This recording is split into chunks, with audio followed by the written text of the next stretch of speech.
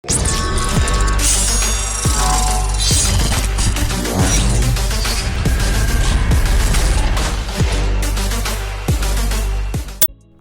happening, YouTube? It's your homie S. Dot of DefTF coming back to you with another video. And today's video is featuring gameplay of a deck that I deck profiled earlier this week, the Overwhelming Advantage Major Shockwave deck, featuring Drag Strip from Wave 2, part of the Minosaur deck, the Minosaur Combiner team, Major Shockwave, of course, from Wave 3, and then the Raider Ratbat from Wave 4, new edition. So this deck is pretty cool. Like I said, I profiled it earlier this week. Check it out on my channel. It's the previous video from this one. If you haven't seen it already, very cool. Talk about some interactions with the deck and how some things work out. And give a subscribe while you're at it if you enjoy my content, because definitely a whole bunch more to come. And you'll definitely never miss a video as soon as I post one, as soon as you get onto YouTube. So, and a like would be very appreciated if you enjoyed this video and found it entertaining.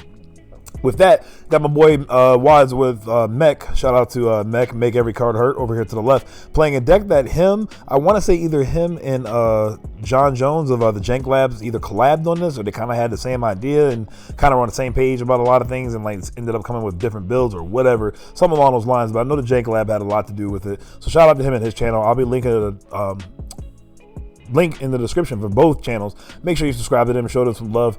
Wads always has a whole bunch of cool deck profiles, and he has me and a couple of other players featured on his channel playing and doing their thing. So definitely some good gameplay over there. And then you got Mr. James Jones. I think I called him John Jones earlier. James Jones, I want to say, definitely doing some pretty cool stuff. He's always building something really cool. I admire his deck building skills. So jumping right into the gameplay after all that talking, we got Drag Strip starting here with a strong play, something I also mentioned in my deck profile with playing Decepticon Crown. And what it allows you to do is it allows you to plan one with any Decepticon that you have on the battlefield. So Major Shockwave being able to look at the top card of your deck at any time. The card clearly under it was a blue, so what I did was I stacked a orange, and I was able to attack with Drag Strip and draw 2 cards, which is nice. And then I traded for that green that I stacked on top. I think it was Overwhelming Advantage. I was able to trade right back for it. Keep in mind, I don't normally do gameplay commentary on these, but that's my #1 favorite thing to do on my channel, so don't mind doing it in the first place. But I'm also doing it because there's a lot of new cards here, and until about the Energon Invitational-ish, I'm gonna do commentary on these videos so people get acquainted with the cards. So next up, we have an interesting trap that I'm about to be in. So we have the Pteraxadon that's tapped, and I'm fixing my camera. Probably do that a couple more times here, but that glare is not so bad here, so that's why I have it angled that way. So unfortunately, the Mirage is kind of pushed, way towards the wayside back there, but you can still tell it's Mirage back there from Wave 1. So we got a play from Wads here. He got a surprise attack, which is a nice plus. It's not +3, but gives Pierce 3 to one of his characters to the end of the turn, and then he's gonna play the Medic Field. I forgot exactly what it's called. Something Medic Field. But what it does is it heals 1 from the character, and then it has Safeguard 3. I do know that much. So it's a white armor, nice addition to the white armor section. Like helps cards like Ramhorn from the Blaster deck. So what ended up happening here was the Mirage attacked my Drag Strip and had 5 Pierce 3. I defended pretty decent, but I'll still take the 3 on my Drag Strip. And what actually ends up happening is Wads' deck is 100% all white icon cards. So what that means is Mirage will 100% always untap, unless a card like W5 Gyro Blaster is in play, which would be this deck's weakness. Well, actually, I take that back. No, I think he only needs to flip 2 whites, or no, 3 whites. 3 whites, I think. So. And I do not main deck W5 Gyro Blaster in this deck. So I'm going to steal some cards from Wads' hand. I'm going to play the Gamma Launcher for my turn. And some interesting things are going to happen in this match where his deck kind of actually, I don't want to say naturally counters mine, but it puts me in a situation where it really slows me down more than other decks normally would. And I'm going to play the Trinity here this turn. I call this the Trinity because if I'm able to scrap 3 cards is the maximum you're able to scrap out of your opponent's hand by force. Security checkpoint is another case because they may not have any upgrades in their hand. But this way I had Shockwave in bot mode, and then I played Gamma Launcher, then made him scrap a card, flipped Shockwave, made him scrap another card, and then play UFO. So he has no options in hand. He did set up a whole bunch of, I think he had, 2 Espionage and a System Reboot in his hand, which would auto counter my Overwhelming Advantage strategy. So I'm going to attack with Ratbat. I think I got in for 1 Pierce 1. I think I might have hit a wedge formation or something off the top of the deck. Ratbat actually doesn't need to flip right here, and if he were to KO it, it's actually not that good right here because Wads has no cards in hand, for Ratbat's Revenge Espionage effect. But so I'm going to trade Handheld Blaster for, it looks like a Scrounge. Scrounge hasn't been working too well for me. The idea is to be able to scrounge one of the pieces off the top of your deck for Shockwave and also play another piece on the Shockwave that turn. So clearly the card's not going to be as good right now, and I'm forced to, unfortunately, what's really cool about this deck is, as you can see, his Vanguard and his Fireflight are just chilling. I have to keep attacking into his Pteraxadon until I finally kill it, which will thus give Mirage that weapon. And what Pteraxadon does in his weapon mode is if you flip at least 2 whites during battle, you make the base defense of the defender 0. So that's really strong. It's pretty much like another +3, essentially, that you're getting on your character. So very strong. I'm going to play Reclaim for my turn. And that looks like a skipped what Watts played. Watts played a anticipation engine on his Mirage, which is pretty good. Play Reclaim for my turn. Stack the new Terrifying Resilience, the Tough 2 armor, which is the Decepticon card, from my scrap pile to the top of my deck, and then I flip bot or Shockwave and play it from the top of my deck. And unfortunately, no matter whether I'm in bot or alt mode, I'm going to kill his Pteraxadon. So I really needed Sabotage Armaments right here, and Sabotage Armaments will kind of slow him down, but he's actually going to get in for some strong attacks. That Mirage now has 8 attack going into my Shockwave. And then not only does he have a card that's going to make my defense 0, he's going to have that card he just played, Debilitating Crystal, which is actually really good here. And the fact that he's able to bounce back my armor, and then he can untap, because he's, right here, he's 100% going to untap. And then he gets to attack me again. So I took a good bit of damage. I took all 8 of that, actually, which is pretty savage, because I flipped 2 oranges on defense. Then I still only have 2 defense again, losing my tough because he bounced back my Terrifying Resilience. I do have base 0, but then I did flip for 3 defense, so I do have 3 defense, kind of keeping me alive a little bit, so I will take 5 damage here. Should put me at 13. So some pretty big attacks there. Thank God his Fireflight and Vanguard won't do... Well, the Vanguard might get in 1 damage, but other than that, his Fireflight won't get any damage on the rest of my characters, since, again, Wad's deck is entirely white. Excuse me. Debating on if Vanguard should attack or not. Stefan readjusting the camera again. So I did get 1 blue on defense, so whoever he attacked will not get any damage in on whichever character, because they all have 2 defense.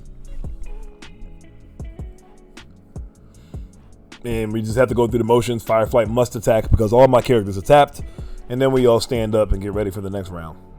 This is what you call the wheel turn here. So if anybody was confused about terminology about the game, the wheel turn is when all the characters stand after, attacks from the previous turn. So I have like 1,000 cards in my hand right now. You can't tell, but it's like a feel-good thing, but then it's like it's not, because I don't do a lot. It's kind of like I'm just legit just setting up for my overwhelming advantage turn. So it's kind of awkward sometimes. I want to see if I can potentially add some more actions to... I did see a comment. Shout out to whoever it was. I forgot your name. I have to look after this video. But he mentioned Brainstorm. Brainstorm was a card I thought about, but never really put into fruition. Him saying it rekindles it in my head. It makes me want to try it again. So I might try out a Brainstorm because it will help. Sometimes when you play your Reclaim for the turn, you play your Reclaim and then you get the 3 upgrades you need on your character, but then you also can't do anything else for the turn. So playing Brainstorm to play Reclaim to get your upgrade, then play Overwhelming Advantage, play Overwhelming Advantage, then equip your last upgrade would potentially be very good. So we'll have to see. So my turn's actually kind of awkward here. I do have Ratbat, and I do have... Okay, so I play Secret Dealings, most likely stacking a wedge formation. I'm going to tap Ratbat, the play I talked about on my deck profile. I'm going to heal 3 off of all of my characters. Now, Ratbat, of course, doesn't have any damage on him, so he won't be healing any, but it's fine. The healing in this deck against a blue deck feels like very insane. Against an orange deck, you probably won't have enough time to do all that, but against an orange deck, you'll probably be able to set up your Shockwave uncontested, most likely, because most of their cards are like, aggressive cards and things like that. And of course, they have Bastion Shield for your Terrifying Resilience, etc. But now, since we all stood, what actually ends up happening here is I actually do have to attack in the Fireflight, so I had to account for that. And what's unfortunate is my drag strip is in danger of dying to the Mirage. The Mirage is so protected in this deck. Is actually kind of really... That's what makes me really like this deck, how protected Mirage is. What I expect Wads to do is attack with Mirage, and then everybody stands, and then not everybody stands, but his Mirage will untap. And then the fact that he has all his characters untapped, I still have to attack in the Fireflight again with my Shockwave, which leaves his Mirage safe. But he actually decides to attack with a Fireflight this turn, which is surprising. because of that play I just said. But nonetheless, we'll see how it pans out. So the Fireflight is going to go in with acute reflexes. That's another new upgrade from Wave 4. It is a utility, a white utility that it gives you focus 1, and if you flip a white icon card, you get +1/+1 attack and defense. So it's a 2/3 coming at most likely my Rat Bat, I want to say, maybe, but I end up blocking.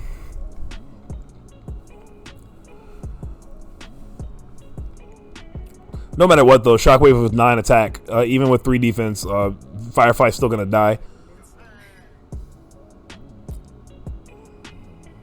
And that acute reflexes wouldn't have been good anywhere else. And it wouldn't have been good to keep in his hand either, as my Shockwave is in bot mode, which is the mode where he's, easily just flips to alt mode and scraps a card from your opponent's hand. So I'm still trying to set up my overwhelming advantage turn, but it's actually difficult because of 2 things, actually. One thing I didn't mention that I didn't realize till mid-game. There's a point in the game where I ask him exactly what the medic field does, but that armor, Safeguard 3, your character cannot take more than 3 damage while untapped, while undamaged, rather, which also means direct damage. So if you had Megatron, Lord Megatron, and they mill, then they deck out, he can choose to put the damage on the Mirage and he would only take 3. It's not just attack damage, it's actually any damage whatsoever, which means my overwhelming advantage midgetates all the way down to only 3 damage. So that actually makes it a lot worse. I do I have a Callius Leadership on the top of my deck, which is a Decepticon card, so I'm able to play it off the top of my deck, which is essentially like drawing a card and playing it, so I'm able to keep the card. That's another reason why the deck has so much hand advantage, because playing off the top of your deck means you get to conserve the cards in your hand.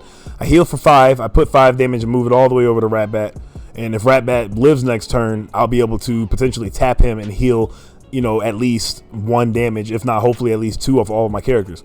So I set myself up to where I did have enforcement batons, and I scrapped his Pteraxadon weapon, so the Mirage attack won't be as devastating to my Shockwave. And Shockwave is healed up pretty nice with only 5 damage on him, so that's a pretty solid move right there. But that Debilitated Crystal is an even more solid move, or solid attack rather, and Wads is definitely about to do some work with it. So we got Shockwave going into Fireflight. Fireflight should still die here. I have 8 attack. Fireflight has 3 defense, but taking to 5, that's 1 over that I needed to KO the Fireflight. So that's it for him. I'm tapped out again. I'm not worried about Vanguard. Not actually even worried about Mirage, even if he's able to bounce back my upgrades. At this point, I'm just kind of dwindling him down, trying to, just play a normal game. I'm playing a normal game right now. If I can get a way to get overwhelming advantage, I will. Otherwise, I'm not worried about it. At this point, though, since he only has 2 characters, if he doesn't kill any of my characters this turn, I will actually be able to hide Shockwave long enough to set him up.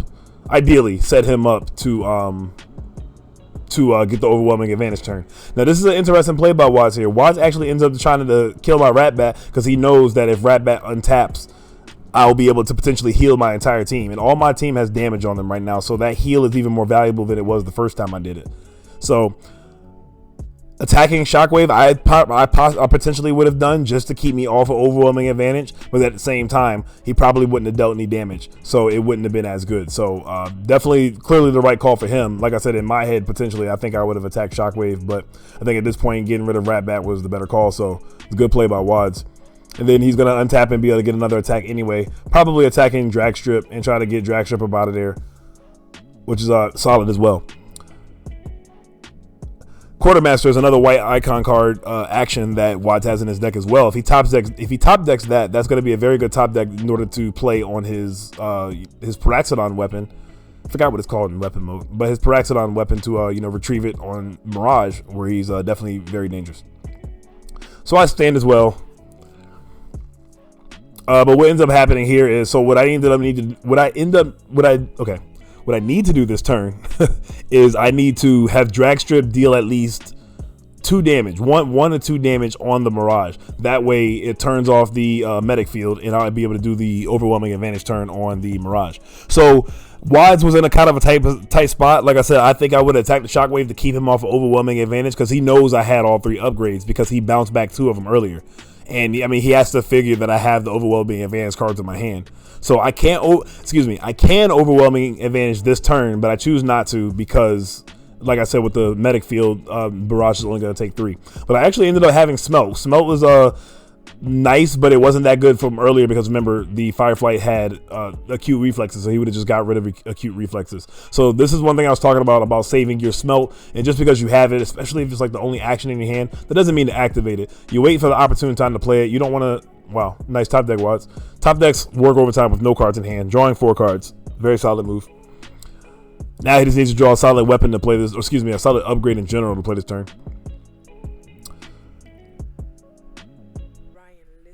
So he actually has another medic field, but unfortunately for him, but fortunate for me, my drag strip dealt 2 damage to his Mirage. So him healing 1 after playing another medic field only still puts the Mirage at 1, which means my Shockwave will be able to get in for that 15 damage and KO the Mirage. And in this situation, as you can see how the field looks, I'm most likely obviously be able to KO the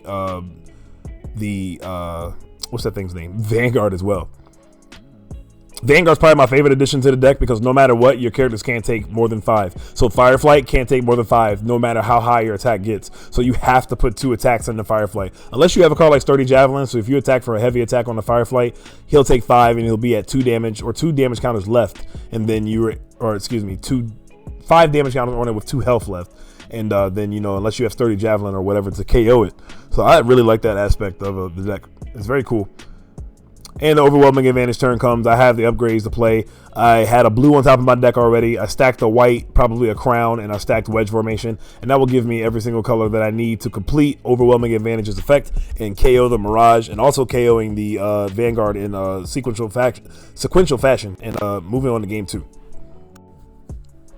All right, so game 2, Waz decides to go first again and have that interesting setup of flipping Mirage. Oh, and by the way, something I didn't see Waz doing on a lot of his turns. Once he flips Mirage, well, I guess the fact that he wants to attack over Mirage second, so it untaps, and then he can just immediately, have him forced to attack into Pteraxadon again, the character he wants KO'd. Mirage does have an effect on his bot mode, on his alt mode side, that's just like Lieutenant Bumblebee, and actually he was the first to do it. When you flip to that mode, you were able to play in action. So see if that comes into play at all this game. I flip Sabotage Armaments and Overwhelming Advantage for my flips, and I trade Secret Dealings for the Overwhelming Advantage. So now I have that in my hand. I don't have to worry about getting another one later. Now, Wad's one card that he does play that kind of just really counters my deck is, not kind of, it does, the white and green icon card Espionage from Wave 2, Rise of the Combiners. Able to call in any icon and look at your opponent's hand and scrap a card from your opponent's hand with that icon color, if they have one, obviously.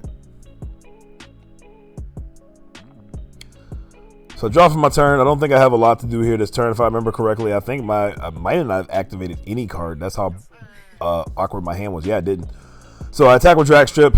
See if I can trigger the effect. I think no matter what, you're going to open with Drag Strip and just hope you kind of get lucky the first go around. And I unfortunately don't. The first card on top of my deck was blue, and I did not have an orange card on top of my deck. Nothing's going to happen to Pteraxadon. Oh, I take that back. I lied. Pteraxadon will take 3. And move on to the second turn. Wad's second turn.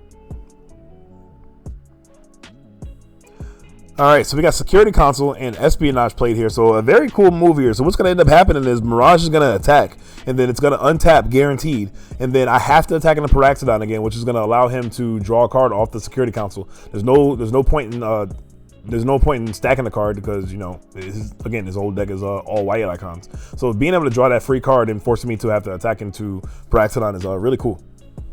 And puts me in a kind of trap situation. It's very interesting how that ends up working out for his deck. So he's going to attack my Drag Strip, but I actually end up blocking for 5, so I won't take any damage from that attack. Ended up trading Scrounge for something I missed, can't see based off the way the camera angle is.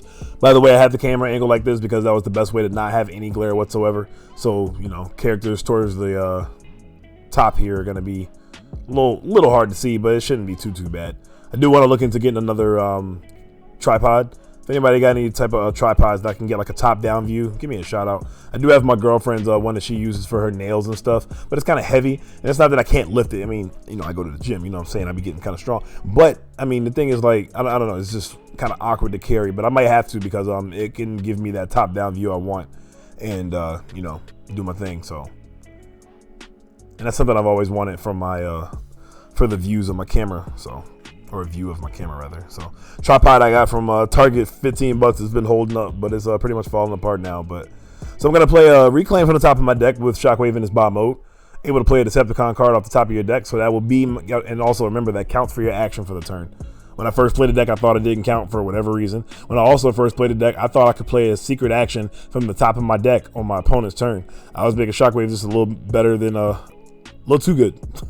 So I played Reclaim on Decepticon Crown, and Crown, just like Terrifying Resilience and Gamma Launcher, or Gamma. I said it right. Yeah, Gamma Launcher are both Decepticon cards. So I'm not gonna flip Shockwave down this turn. I'm actually gonna flip Ratbat and attack with the Ratbat into the Pteraxadon. On top of my deck looks like there was a security checkpoint, so I did not want to draw that for Shockwave's effect, so I didn't bother this turn. Plus, next turn, Shockwave can flip the defense and to his more defensive mode, scrap a card off the opponent's hand, and attack in that mode.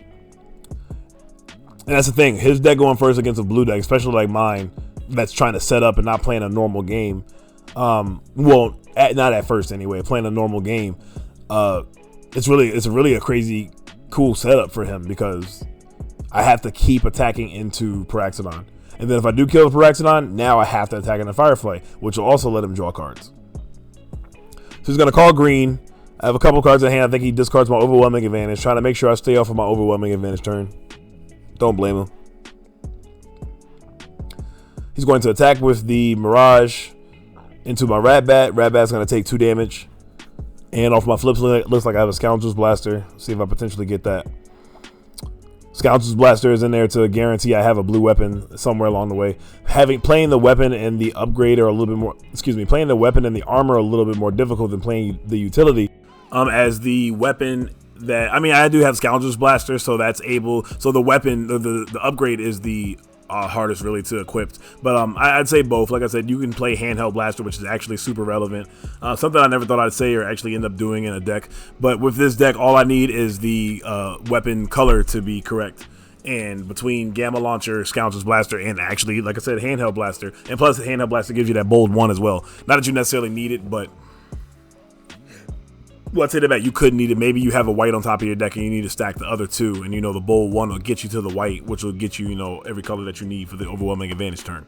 So that's one of the definite weaknesses of the deck. If you can get rid of the Terrifying Resilience and focus on that one, again, that is the hardest one to get equipped and stayed on Shockwave. Now, I did add spare parts. If you check out my pinned message in my last deck profile, I added spare parts because spare parts will help to protect against things like Bashing Shield and everything. But I think that meta is actually going to move away from orange. I got a video actually I want to talk about soon about what decks I think are going to be good in just archetypes, or not even necessarily archetypes, but decks in general, bots in general, whatever, I guess. Because who are we kidding? Let's be real. Your big bot's the last guy in the battlefield, so usually. So we got Pteraxadon on the Shockwave, but I do have a secret action set this turn, and I also play Sturdy Armor on my turn. Sturdy Armor is going to be nice because it's going to give me another defense, but actually it's not going to be that good here because Wads has that great card, Debilitating Crystal, to play on his Mirage, which will bounce back one of my upgrades, and then it actually will bounce back another upgrade. So if he attacks into my Shockwave's in vague danger, or big danger right now, but I do have a secret action set, so Wads has to be careful about that. But what's good about this is no matter what, he's forced to tack into my characters. Thus, if I do have Sabotage Armament set, I will be able to scrap his weapon no matter what. And lo and behold, I do have Sabotage Armament, so that's going to make his attacks this turn a lot weaker, and he may need to redirect his attacks. So Wad's going to flip the 4 whites, the general, the usual with the deck, and he's going to untap automatically. Remember, if you flip 3 white icons upon attacking, you may untap, but only once. You can't keep doing it, because that would be an infinite attacks, and the deck would be ridiculous, and Mirage would be our first character banned. So Mirage, he's deciding to potentially attack, maybe not even Shockwave, but probably Ratbat. Yep, and he does attack Ratbat, get some solid damage on Ratbat. And he also has 2 more attacks as well, so Vanguard might be able to get in on Ratbat as well. And then Fireflight's attack won't do anything. But when we all stand, I have to attack Fireflight, which will allow him to draw another card off that security console. So very solid. And it also soft counters my, haven't said it before, soft counters my Shockwave's ability to steal cards out of your hand. So again, I'm not really focused on, taking cards out of his hand. That's the icing on the cake. Keep in mind, I would still play this deck. The best part about the deck is not taking your opponent's hand, because I've still lost when my opponent had 0 cards in their hand. Keep that in mind. The good thing about this deck is being able to play the top card of your deck and see it at all times. No other deck allows you to do that. So I want to stress that it's not about taking your opponent's hand. Every time I play against somebody, they're like, oh, I'm tired of you taking my hand, or this and that, or whatever. It's like, that's the icing on the cake. It could literally not say that, and I'd still play this deck.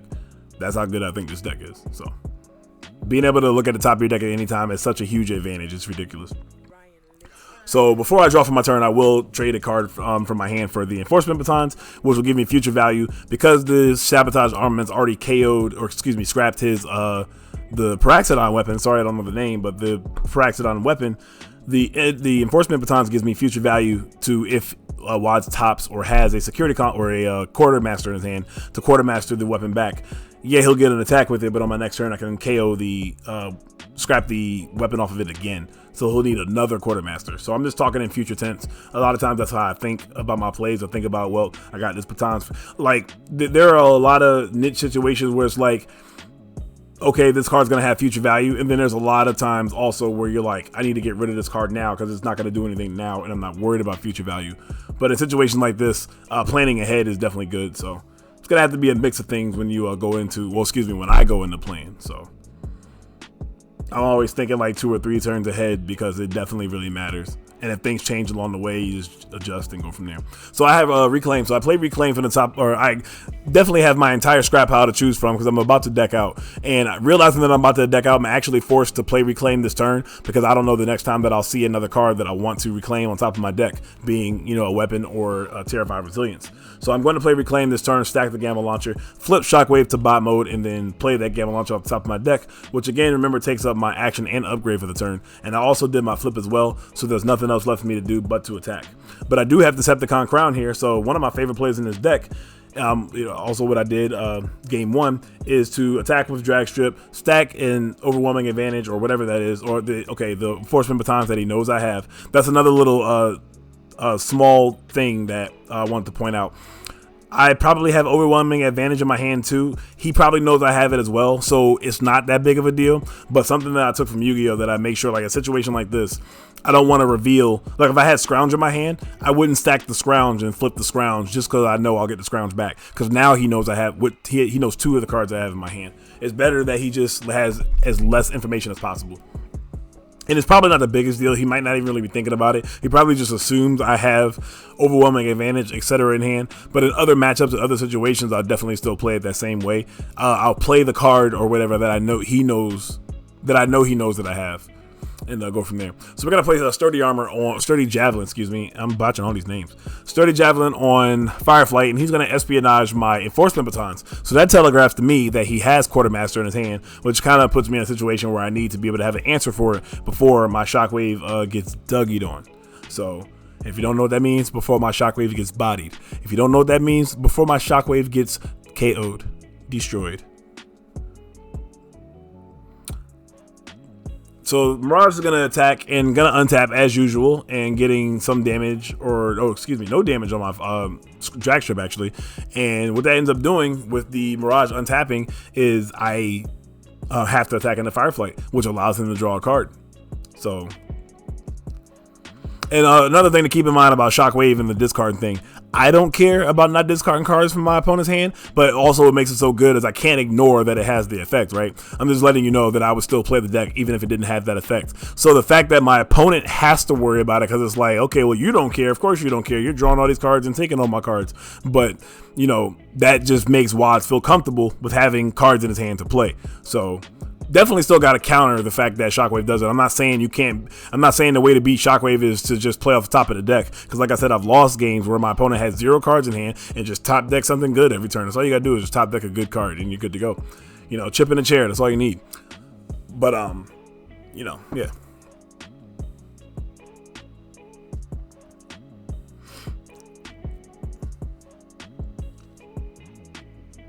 Anybody that calls themselves being annoyed with my hand shuffling, just know it helps me think. I don't know why, it's just my thing. I'm pretty sure you all have something that you guys do in a game or in life or something that helps you guys think. I know people that like kind of play with their hair while they're playing cards or they're doing things. It just kind of helps through the flow of things. So don't mind me and my card shuffling. It's just a habit that will never die. So there's that. So I got Rat Bat tapping here to reveal the top card of my deck. It is Terrifying Resilience, and what sucks about that is I already flipped Shockwave for the turn and drew a card, so I'm not able to play the top card off my deck anymore. I don't have Secret Dealings or Wedge Formation or any of that to be able to draw that card, unfortunately, which really sucks because that's the last piece I need for my overwhelming advantage turn. So I'm playing similar to Solitaire with myself, trying to get that last piece on Shockwave before Mirage bounces it all back again. So I set a secret action here this turn, and knowing I have to attack with Shockwave, I think I set Sabotage Armaments here. So this is going to be preemptive set because I'm expecting him to have Quartermaster. And the only reason why I did that is because, again, remember a couple of turns ago, he espionaged my Enforcement Batons, which kind of let me know, it's like, okay, he must have Sabotage Armament, or excuse me, he must have Quartermaster to bring back the, So if I'm wrong, I'll pay for it, but... Oh, okay, so I'm just dumb. Wads was cool enough to let me go back. I actually did not plan to upgrade that turn. I actually already had a Terrifying Resilience, so there's that. But it doesn't matter, though. So it matters, but it doesn't matter. But it matters, if that makes sense. Probably doesn't. I just said that just for filler. So what's going to end up happening is Mirage in that Decepticon Crown, Jesus. It's time for me to go to bed, guys. Debilitating Crystal is still going to be able to bounce 2 of my upgrades. So it just as anticipated, he did have the Quartermaster. So I am going to hope I have Sabotage Armament set. I think I do here. He actually gets rid of the Debilitating Crystal for... Okay, I was going to say, I think I called him out on it. I was like, why would you do that? Like, we play testing here, man. I was like, I can't let you do that play. Like, why would you get rid of... He probably wasn't thinking about it, just like, you're not used to decks setting up for things like this. And okay, I did have to Sabotage Armaments. Like I said, I called in my head that he had Quartermaster and ended up being correct on it. So Sabotage Armaments is going to scrap his Mirage, his Pteraxadon weapon, which is going to allow my Shockwave to still. If you look at my Shockwave, I mean, he's still fully undamaged. So Wads has a good bit of work here to do. And that's what's so interesting about this, because Rat Bat heals everything, and Mirage is really the only one dealing any really real damage. So interesting how this match plays out. He's gonna attack again on Rat Bat, putting Rat Bat at 8 damage. Sure, I have a couple of greens I can choose from off the top of my deck. I choose to trade Sturdy Armor for Wedge Formation, or maybe not. Nope. Okay.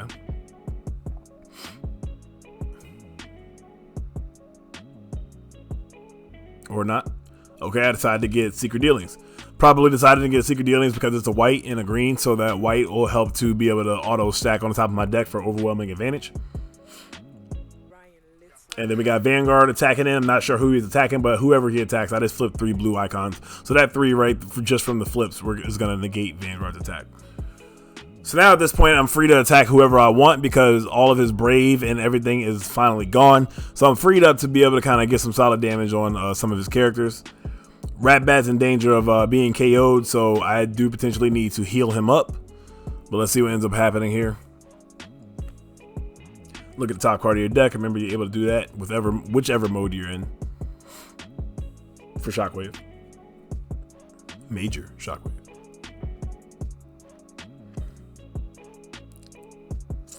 I have like 7 to 8 cards in hand. Yep. Kind of drag strip had a lot to do with that, which is cool. Drag strip's effect with Crown essentially becomes Bumblebee. Oh, messed up my damage counter there. Drag strip's effect with Decepticon Crown essentially becomes Lieutenant Bumblebee.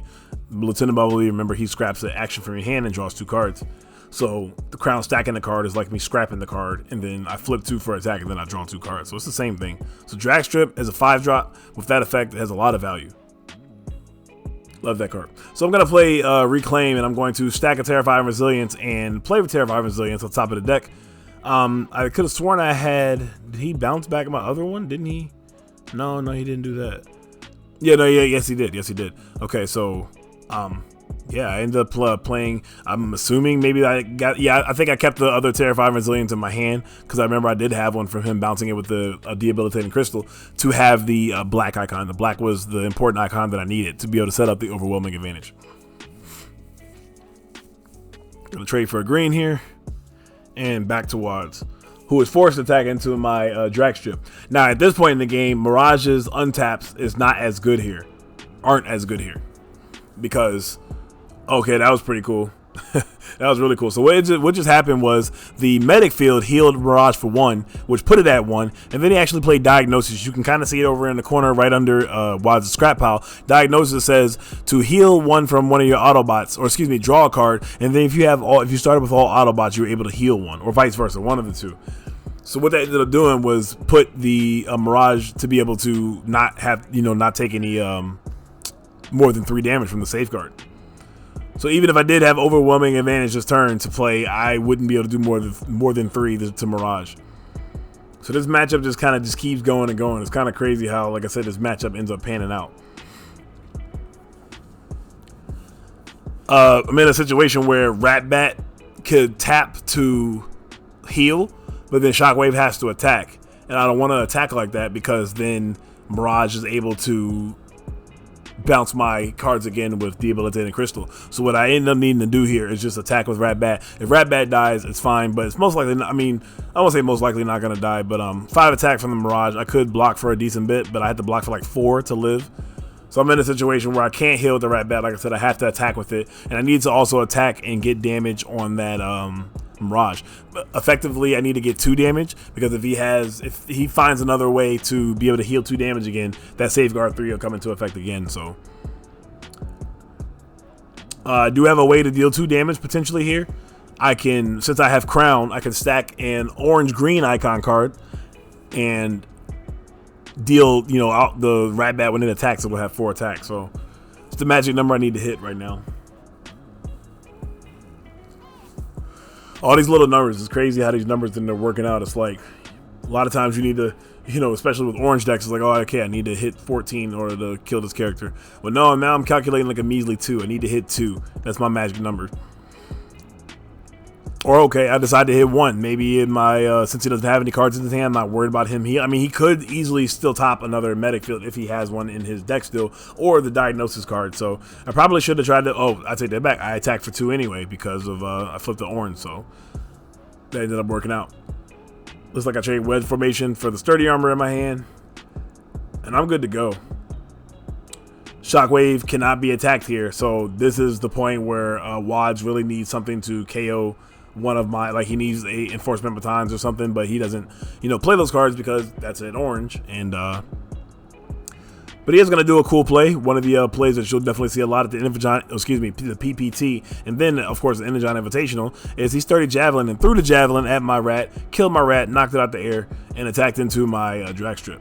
And he should be untapping here as well, I'm sure, because Mirage's effect is 100% in that deck. But here's the final blow. Of course, you got the overwhelming advantage. Nothing much to do here, but to plan 2 with overwhelming advantage is something I actually should have did immediately, not when I'm attacking. So that was a slight misplay on my own, or on my part.